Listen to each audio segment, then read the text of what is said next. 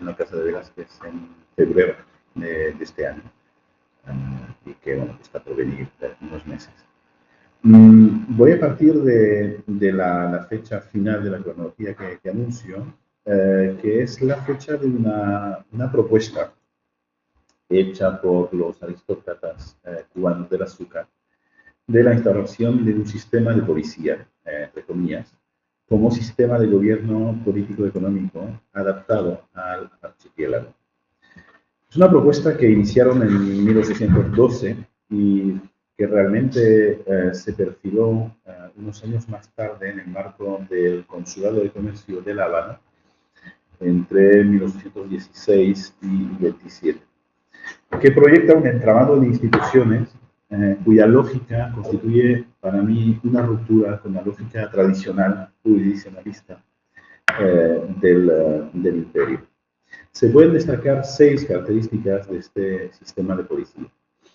Primero, la aplicación de la voluntad política de los integrantes del Consulado de Comercio al conjunto de la acción del gobierno. El sistema que se proyecta es un sistema centralizado, coherente y su unidad garantizada por dependencias cruzadas. Luego, se pretende implementar el sistema localmente en todos los espacios del territorio cubano, incluyendo las grandes propiedades esclavistas. Es decir, aplanando espacios diversamente constituidos, los territorios de los pueblos, los espacios realengos que no eran pueblos, y los eloicos de las propiedades privadas azucareras. Tercer elemento, la subordinación completa de la justicia, con justicia de excepción, fiscalización disciplinar de los jueces, para obligarles a aplicar las leyes, entre comillas, que es también una novedad. Cuarto, aprovechamiento del carácter militar de los mandos intermedios de la Capitanía General, los tenientes de gobernador, para conseguir una subordinación efectiva de todos los agentes locales de la vigilancia y la represión. O sea que el modelo aquí de ese sistema de policía es militar. Quinto, transferencia del poder económico de los grandes propietarios a una instancia central que lo recoge y lo proyecta hacia todo el territorio, buscando terminar con cualquier rastro de autonomía o autogobierno. Hasta imaginar patrullas de policía con perros que entran en las propiedades esclavistas y reprimen ahí a los esclavos díscolos y multan a sus propietarios. Una cosa muy sorprendente. Y para terminar, la subordinación y la heteronomía como principios rectores de ese sistema de policía se justifican por la amenaza de que cualquier microdesorden o defecto de disciplina desemboque rápidamente en la destrucción de todo, en una situación pintada como, cito, esa época de sangre y hierro que empezó en 1789, donde se mezclan la revuelta negra, la politización sin límite de la plebe y la guerra. Entonces, a partir de esas 6 características, es importante subrayar que en esta propuesta formulada por el Consulado de Comercio de La Habana, el carácter sistemático del entramado institucional proyectado es convocado por una ley de necesidad, realmente. En la formulación de esa ley de necesidad, se moviliza la importante y relativamente nueva noción de orden público, como marca del carácter vital, trascendental, de lo que se juega. El sistema de policía viene a ser la traducción institucional de la noción de orden público, que fue apropiada medio siglo antes en la monarquía española en los debates de la comisión que escribió la pragmática sanción de bulicios y promociones populares en 1774, comisión presidida por uno que había sido capitán general de Cuba, el conde de Rique. Allí se encumbró la noción de orden público como constitución fundamental de la monarquía, algo que ha mostrado Carlos Garriga en un texto que tiene en el homenaje a Fernández Valadez. Tenemos entonces un acontecimiento, el diseño institucional de una forma de gobierno que viene a llamarse sistema de policía, que tiende a actualizar o resignificar las nociones de policía y de buen gobierno, hasta el momento comprendidas en el marco de una cultura tradicional, aunque esas nociones ya habían marcado una evolución que acentuaba el carácter ejecutivo y administrativo del gobierno. Segundo, ese acontecimiento, esta propuesta, es obra del órgano de gobierno del comercio y la agricultura de La Habana, o sea, el portavoz de los grandes propietarios implantados en la isla, cuyo tráfico abarca todo el espacio atlántico y cuya capacidad de innovación es igual de notable en el campo puramente económico. En la agronomía, es un lugar donde abundan las máquinas de vapor. En los años 20 hay decenas y decenas de máquinas de vapor. En las finanzas, etcétera. Ese grupo está estrechamente conectado entonces con el nacimiento del capitalismo industrial, y que esté muy conectado con el nacimiento de una concepción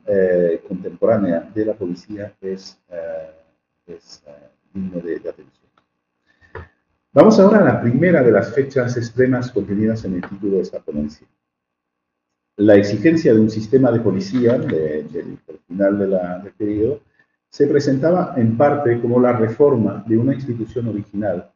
la de los capitanes jueces pedáneos, instaurados por el capitán general Ricla en 1763, justo después de la recuperación de la isla, después de la Guerra de los 7 años. La concepción de la policía o de la administración como sistema, nacida de la necesidad de gobierno y de la experiencia práctica de los sacarócratas, los aristócratas del azúcar, podría arrancar en el carácter sistemático de las reformas del mismo conde de Ricla. En efecto, el conjunto de las reformas de Ricla comprendía, primero, la instauración de los alcaldes de barrio, que anticipó la medida de Aranda en Madrid y luego en todo el imperio, el desarrollo de una potente milicia, que luego se desarrolló en otros lugares de la monarquía, la creación de una red de capitanes jueces pedáneos, que son a la vez jueces de composición en el campo, informantes y agentes ejecutivos del capitán general, las medidas de liberalización del comercio, la superintendencia de Hacienda, o sea, el traer la intendencia a América, la reforma del correo y la reconstrucción de las fortificaciones. Todo eso como un programa sistemático. Ese conjunto proponía lo que Ricla llamaba un sistema de defensa, retomando la expresión de Vauban, popular entre el generalato español de la época. Y ese carácter sistemático, o sea, la interdependencia de todas las medidas de gobierno y de seguridad, puede haberse visto reforzado por las condiciones de desarrollo del esclavismo azucarero, en los contextos siguientes de guerras, revoluciones, y todo ello verse relacionado con el carácter insular del territorio en cuestión. Desde mayo del año pasado, como decía, en el marco del proyecto ya mencionado sobre el gobierno de los archipiélagos, he desarrollado una línea de investigación sobre la relación entre la insularidad y la concepción del gobierno como sistema, lo que me ha llevado a investigar sobre el despliegue de la idea de sistema en la economía política del siglo XVIII. De esta investigación quiero destacar primero la idea de que el viaje de la noción de sistema desde la astronomía y la teoría moral al campo del gobierno, sea gobierno político, sea gobierno económico, ese viaje se hizo gracias a pensadores que también fueron claves en el desarrollo en el siglo XVIII de las nociones de orden público y de policía. ¿Verdad? El desarrollo de los dos tipos de nociones está conectado. Antes de seguir, quiero apuntar que esa distinción entre gobierno político y gobierno económico, ambos concebidos como sistemas interconectados, se encuentra bajo la pluma de José Campillo y Cosio en su tratado titulado Nuevo Sistema de Gobierno Económico para la América, terminado justo antes de su muerte en 1743 y plagiado 20 años después por Bernardo Bard. Campillo y después Bard se apropiaron de las ideas de una corriente que ha sido llamada liberalismo igualitario, anterior al grupo o secta de Kenneth, y que se desarrolló en la monarquía francesa entre finales del XVII y los años 1740. como el eslabón que faltaba entre el mercantilismo y el liberalismo que hasta el momento se conocía. La fuente de inspiración más inmediata de Campillo fue, en efecto, el Essai politique sur le commerce de un tal Jean-François Melon, que había sido secretario del banquero Lau, del sistema de Lau, publicado en 1736. Y tanto Melon como los demás bebieron sobre todo del trabajo de Pierre de Bois-Guilbert, publicado en 1695 bajo el título de Le Détail de la France. Ahora bien, el mismo Bois-Guilbert tenía dos alimentos epistemológicos para pensar lo que llamamos la economía en tanto sistema. El primer alimento fue el filósofo de Hannover, Leibniz, a través de su amigo común Antoine Arnauld, y el otro era otro amigo de Bois-Guilbert, magistrado como él, y jansenista como Arnauld y como él, Pierre Domas. Es de notar que el gran continuador de Leibniz, Christian Wolff, pasa por el verdadero teórico del estado de policía en los espacios germánicos y base de todo el cameralismo alemán, empezando con von Giusti, que llega a la península en el último tercio del siglo XVIII. Esto es importante porque nos remite también a Domas y al nexo entre ciencia del comercio y ciencia de la policía. En efecto, a pesar de la vertiente tradicional y del profundo anclaje teológico de la obra de Domas,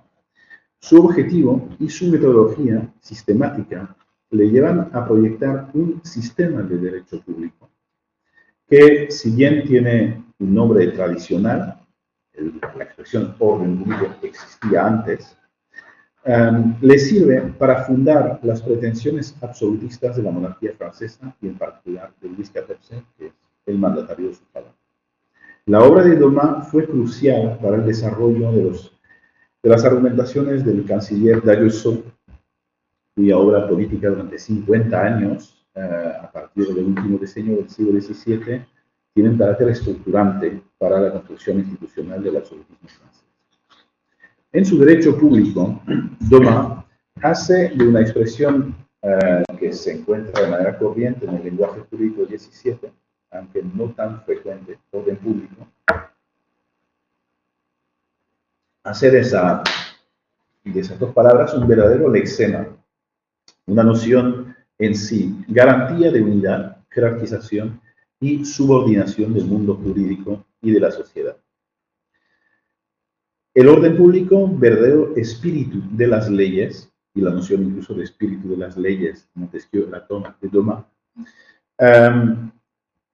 es, según Domas, cito, la obra de Dios mismo, por disponer del gobierno de todos los estados, dar a los reyes y príncipes toda su potencia,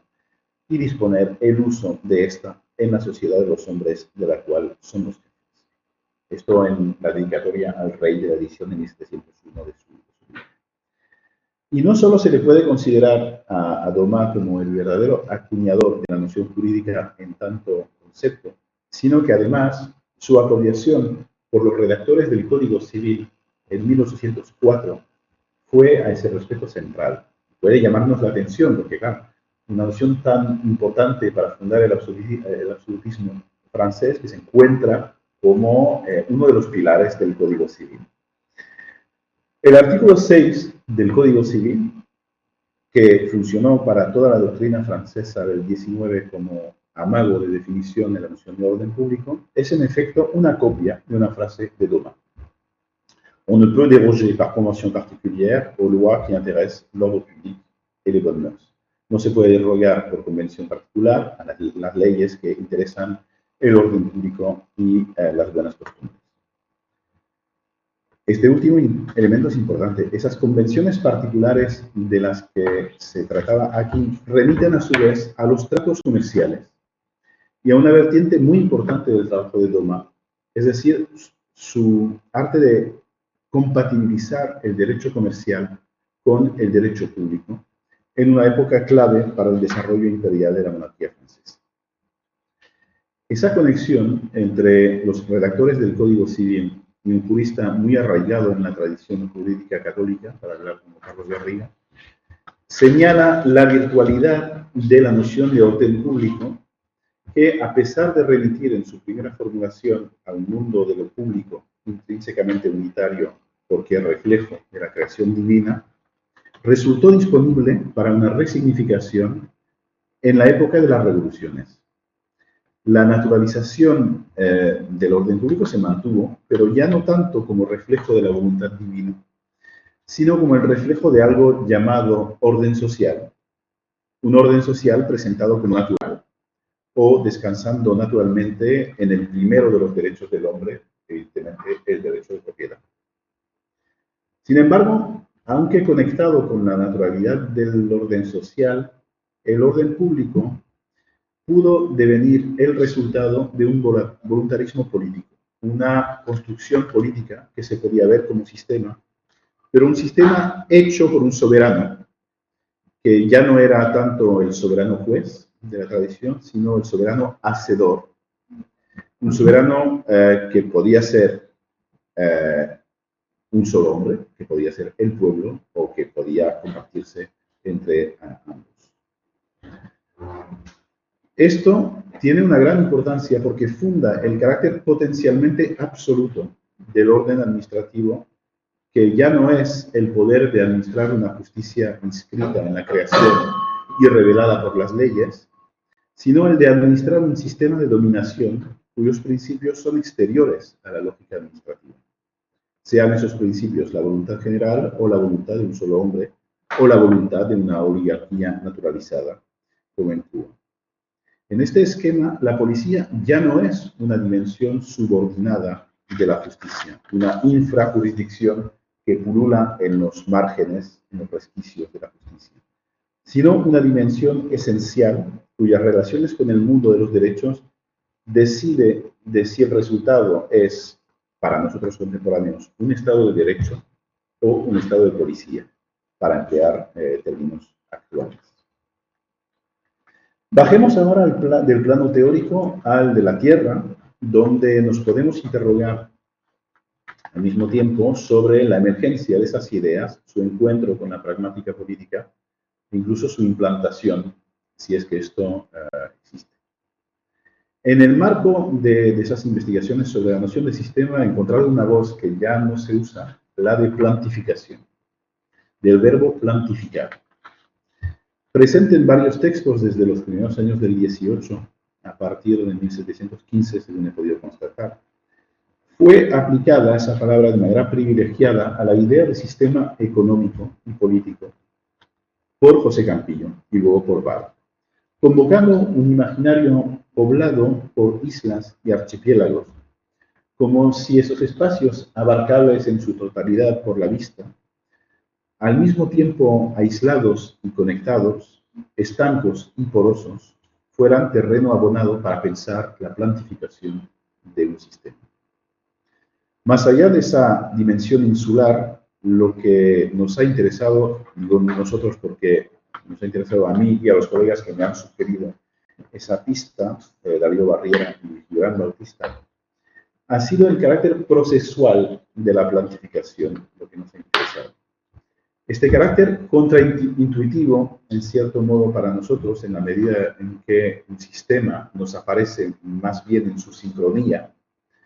permitió compatibilizar la sistematización de la economía y la política con un mundo en el que la novedad política no era bienvenida y en que la metabolización de las novedades por la tradición requería siempre tiempo. En la España en la que Campillo escribía, otro trazadista, Gustavix, había aplicado al comercio la idea de plantificación. Y lo decía así, cito: la plantificación en estas importancias era como un grano que se sembraba y necesitaba del continuo cultivo del ministerio y de una eficaz y constante protección del soberano para fasonar y coger el fruto. Esa progresividad permitía que, cito otra vez, aquellos puntos del sistema que se reconozcan útiles, fuera de toda duda, se pudieran ir plantificando al paso que se hiciera la visita general que se preconizaba en el Tratado de Campillo. Todo empezaba entonces con una visita general, pero no una visita en el sentido de que vamos a ver después, sino en el sentido de una inspección para conocer los números de población y producción. A partir de ahí, no me parece una completa casualidad que la primera visita que hiciera el general Alejandro O'Reilly, segundo cabo del capitán general Conde de Ricla en Cuba en 1763, visita de la isla, presentara unas características que parecen hacer de esa visita la primera aplicación del deseo de Campillo para ese sistema primero visita. En su carta informe del 12 de abril de 1764 a Grimaldi, O'Reilly empezaba a describir el estado de la isla de Cuba, afirmando desde el principio la necesidad de aumentar el comercio a despecho de cuantos estén presos de prejuicios antiguos y hallan su interés en el monopolio que se ha practicado y se practica. El objetivo era para O'Reilly, desde el principio, aumentar la población y fuerza de esta provincia, como si se tratara de aplicar lo más directamente posible las preconizaciones de Barra Campillo. Asimismo, en la exposición del método que había seguido durante su visita, O'Reilly disparaba en primera intención, por la formación de 4 regimientos de milicia. El primer objetivo era ver cuántos milicianos podía levantarse, pero completó justamente por los requerimientos del Conde de Ricla y explicaba que había mandado a varios oficiales a recoger en los diferentes parajes toda la información sobre población, ganado, haciendas, industrias, frutos y comercio. En realidad, el informe iba más lejos. Proponía un plan detallado de medidas concretas sobre la base del análisis de la realidad local para el aumento de la producción de la carne, con un ojo también en el abastecimiento satisfactorio de La Habana, de la producción de tabaco e incluso un sistema de colonización por instalación de familias provistas cada una de tierras, unos animales y herramientas a partir de la rotación de los efectivos militares de los regimientos, etcétera, etcétera. El acopio sistemático de información sobre el espacio y sus habitantes fue no solo una previa de la implantación del sistema institucional pensado por Ricla, sino que constituyó el proceso mismo de la plantificación. Antes de seguir, 2 aclaraciones metodológicas importantes. Mi interés por la idea de plantificación tiene que ver con la convicción de que los planes político-institucionales, podríamos decir los planes de Estado, lo que algunos han llamado utopías administrativas, no eran cosas que se aplicaban justamente, por lo menos en el mundo moderno del que hablamos, y que para mí abarca el siglo XIX, sino que eran recursos para la acción política, de la misma manera que las leyes no eran textos que los jueces tuvieran que aplicar, sino recursos para decir el derecho. La acción política alimentada por esos proyectos siempre era una realidad plural y configuracional en la que intervenían los actores locales, siendo lo local algo fundamental en la determinación del derecho, como lo escribe muy bien Alejandro Agüero, y en la determinación de las identidades y estatutos de los actores. ¿Quién dice quién es el vecino? Pues los vecinos. Y esto no es una cita de Rajoy. Segunda aclaración importante, tengo la convicción de que para que se implanten novedades político-institucionales, para que pasemos de una invención política a una innovación, es como un encuentro de la máquina de vapor, que la máquina de vapor fue inventada a principios del 18, pero solo constituyó una innovación cuando se dio la necesidad de vaciar de agua las minas de carbón, y ahí sí que se multiplicó. Tiene que manifestarse un estado de necesidad proporcionado a la novedad en cuestión, y también son determinantes las circunstancias del terreno. En la Cuba de 1763 se reunían las 2 condiciones para que la plantificación de Ricla pudiera prosperar.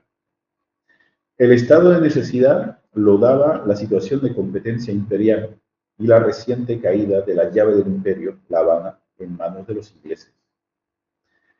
Había que impedir que eso se repitiera. Las condiciones del terreno se pueden resumir a la débil territorialización corporativa de la isla de Cuba en la fecha en la que nos situamos. En efecto, y como lo subraya el informe del general O'Reilly, después de su vuelta por la isla, había muy pocos pueblos en Cuba, entre 13 y 18, según si contamos las villas señoriales. Y buena parte de la población vivía bastante lejos de cualquier autoridad judicial, además de que la audiencia estaba en la isla vecina de Santo Domingo. El argumento de proveer a los fieles vasallos habitantes de la isla de Cuba de la justicia necesaria, como el pan de cada día, fue importante en el discurso de Ricla a la hora de implantar sus reformas y sobre todo de instaurar la figura de los capitanes jueces pedáneos en 1764-65. El argumento principal de Ricla era, sin embargo, la movilización del territorio. Justo antes de zarpar para La Habana, en enero de 1763, había declarado en una junta de generales, antes de ser designado como nuevo capitán general de la isla por el rey, había declarado lo siguiente: la fuerza verdadera para frustrar la conquista de un país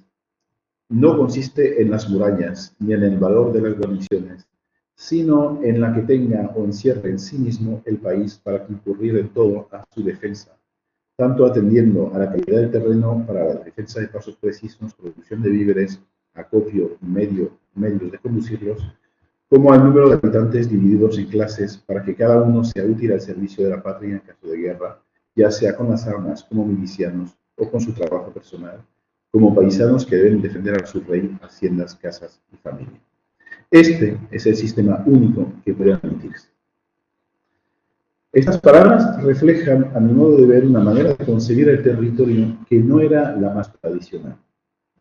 Parto de la idea común en las reflexiones sobre el giro espacial, tanto en geografía, historia, como en historia del derecho. Estoy pensando en un artículo de Pietro Costa sobre el giro espacial en historia del derecho, según la cual el territorio era, es, el resultado de las interacciones institucionales espacializadas, diversas y acumuladas en el tiempo. El territorio como realidad espacio-temporal, como resultado de relaciones sociales institucionalizadas. El territorio como realidad social. Darío Barriera ha insistido en su gran libro Historia y Justicia, a partir de Antonio España, sobre la dimensión de poder contenida en esa construcción. Si un territorio es un espacio política e institucionalmente organizado, resultado de la conjugación de relaciones institucionales espacializadas, esto implica pluralidad, roces, y más que roces, conflictos. La conflictividad jurisdiccional estando en el centro de la construcción de los territorios en el antiguo régimen. Es importante subrayar a este respecto que el reconocimiento de la autoridad siempre es un fenómeno que dibuja territorio, y sigo a Darío otra vez. Es decir, dibuja territorio que nos quedamos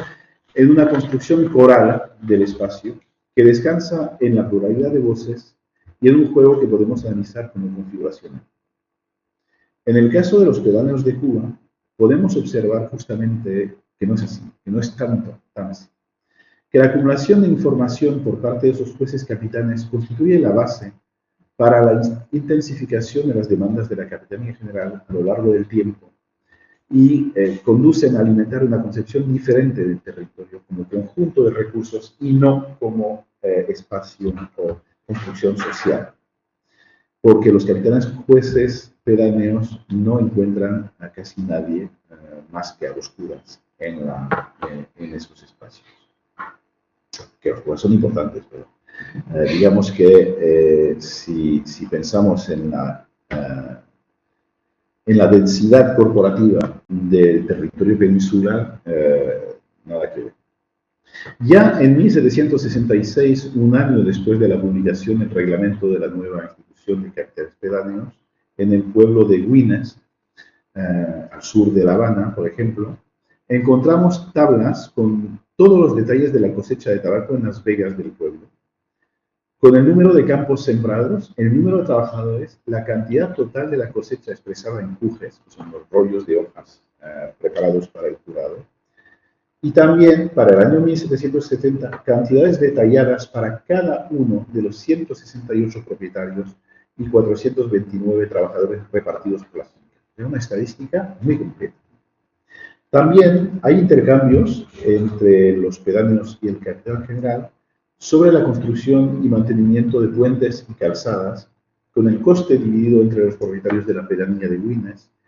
y los de las aldeas vecinas en proporción a su uso de los puentes, con los nombres de las fincas y las cantidades asignadas según su distancia y el número de animales que tenían. Del mismo modo, podemos seguir las gestiones para construir un cuartel en el embarcadero de Batabanó, puerto al sur de Güines, al Mar del Sur, estratégico para el sur de La Habana o para el cuartel de milicia de Güines. En cada caso, tenemos los nombres de los capataces y el número de trabajadores. Los pedáneos adelantaban el dinero, al menos una parte, y realizaban el reparto, con la autorización expresa del capitán general, que había sido informado previamente de los nombres y cantidades. Con cada pedáneo anclado en su territorio, la Capitanía General pudo entonces ordenar operaciones conjuntas, como la construcción de la carretera entre La Habana y Batabanó a partir del verano de 1772. Estratégica porque las cajas de azúcar estaban medio tuneladas, entonces tenía que haber una carretera. Tras el huracán que asoló el sur de la provincia en 1774, tuvieron que realizar inspecciones, evaluar los daños en casas particulares, fincas, caminos y puentes y tomar las primeras medidas de emergencia. Luego, al año siguiente, la creación de una junta de policía parece haber sido un paso más en la aplicación de un programa. La decisión de pavimentar las calles y plazas de La Habana con adoquines de madera requirió una gran organización previa, no solo para recaudar las contribuciones de todos los terratenientes de la provincia, sino también para garantizar que las negociaciones, el hecho de que algunos se negaran, no podían, diciendo que no podían pagar, fueran fácilmente refutadas por la información precisa sobre el estado de sus granjas. Tenían ya el estado de las granjas, de los animales, quién era propietario de qué exactamente, para poder obligarles a contribuir. Por ejemplo, para la ciudad de Macuriges, tras una escueta respuesta del pedáneo local transmitiendo las protestas de pobreza de sus habitantes, encontramos una lista de 48 explotaciones porcinas de la comarca, con los nombres de los propietarios, los nombres de los administradores y el número de cerdos, hembras, machos y lechones del año. La calidad de información es increíble. Sin embargo, no todo era cuestión de control. De hecho, un intercambio de cartas del mismo lugar y de la misma época sobre el estado de la producción de cera y el número de colmenas contenía también disposiciones para mejorar la producción y regular la de tabaco. O sea que el fomento de la riqueza era también una consecuencia del gobierno de policía. También hay constancias de misiones de inspección, especialmente sobre la calidad de las tropas de milicias y su capacidad de maniobra, fuego, etc. El censo era cada vez más preciso, detallaba no solo las familias, hasta los nombres y edades de los hijos, esclavos y otros dependientes. Estamos en los años 70. Sino también las propiedades, con mediciones precisas de superficie, para lo que los pedáneos contaban con la ayuda de agrimensores, y donde incluso se mencionaban los vecinos colindantes, lo que habría permitido, combinando la información con los planos facilitados, elaborar un catastro real al acre más próximo. Desde su primera instalación en 1765, esos microjueces gobernadores habían acumulado una enorme cantidad de conocimientos y habían transmitido la mayor parte de ellos de acuerdo con las normas establecidas por su jerarquía. Los pedáneos, que mediaban en los conflictos entre los vecinos y debían administrar situaciones en caso de fallecimiento, etcétera, etcétera, conocían muy bien a los vecinos, que no eran vecinos, que eran habitantes, porque no había pueblos. Al igual que los párrocos, con los que se supone que las relaciones eran estrechas, aunque por el momento no hemos encontrado rastro de ello.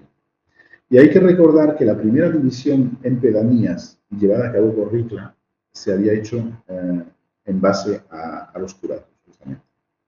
El sistema se completaba y reforzaba periódicamente mediante sucesivas circulares o recordatorios de la obligación de residir a los peregrinos. Cito, para que en todos los lugares, y especialmente en los más alejados de la capital, haya un superior que haga cumplir las leyes del gobierno, administre justicia y repare las desgracias y mantenga a todos en su deber. El sentido disciplinario de esas causas es muy fuerte. En su informe de gobierno en 1777, el Marqués de la Torre, capitán general, recordaba el sistema que había seguido para obtener, cito, la estrecha obligación de residir. En 1779, con motivo de la nueva guerra contra la corona británica, se activó otra modalidad del sistema que solo había sido prevista en el último artículo del reglamento de 1765 sobre los auxilios en caballos, mulas y carros que podía solicitar el capitán general. Una instrucción especial del 24 de junio del 79 detallaba la adaptación de las tareas de los pedáneos al tiempo de la guerra, que además de conocer el número de hombres, herramientas y pertrechos disponibles, debían encontrar y capturar a todos los extranjeros sin licencia, bueno, en ese momento los ingleses, años después los franceses, y en este momento en particular ingleses, irlandeses y escoceses, y enviar cada 15 días un informe individual de todos los que habían contribuido con pertrechos al esfuerzo bélico, bagajes y otros útiles. Por último, debían establecer vigilancia a lo largo de la costa y organizarse para oponer a cualquier desembarco refuerzos de otros distritos si era necesario. La correspondencia que sigue demuestra que los pedáneos hicieron realmente lo que se les pedía en esa circular. El de Batabanó, por ejemplo, fue capaz incluso de determinar la reconstrucción de la batería que protegía el desembarcadero en 2 meses. Desde la identificación de los carpinteros hasta la detención de los desertores, pasando por el ejercicio de la autoridad que se habían ganado con su servicio de justicia urgente, los pedáneos resultaron ser los ejes de la fortificación del territorio. En conclusión, diría lo siguiente. La guerra, la paz y la explotación de recursos se conjugaban así en un sistema administrativo que tendía a transformar la relación con el territorio de lo que había sido tradicionalmente un tejido institucional y social espacializado a un espacio administrado de recursos. Esta indeterminación entre la guerra y la paz también, y la capacidad de asumir una visión holística del espacio como lugar de producción, estuvieron quizás vinculadas a la insularidad de Cuba. Sea como fuere, la plantificación de Ricla a partir de 1765 fue en cierta medida una respuesta a la dimensión procesual de la creación de un sistema económico y político idealmente previsto por Campillo y Barra después. Al mismo tiempo, y para retomar una metáfora de Antonio España tomada prestada de Zygmunt Bauman,